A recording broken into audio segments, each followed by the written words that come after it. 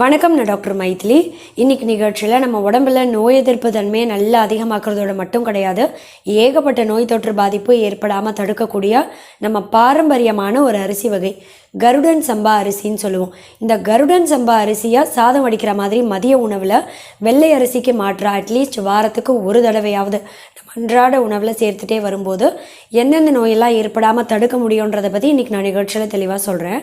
முதல்ல urinary tract infection அப்படின்னு சொல்லக்கூடிய சிறுநீர் பாதையில் ஏதாவது தொற்று ஏற்படாமல் தடுக்கணும் அப்படின்னு நினச்சிங்கன்னா இந்த அரிசியை உங்கள் அன்றாட உணவில் கட்டாயம் அடிக்கடி சேர்த்துக்கோங்க.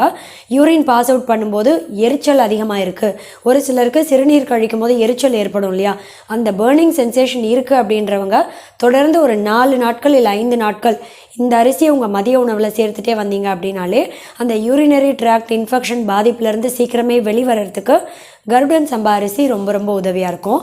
அதே மாதிரி நம்ம உடம்புல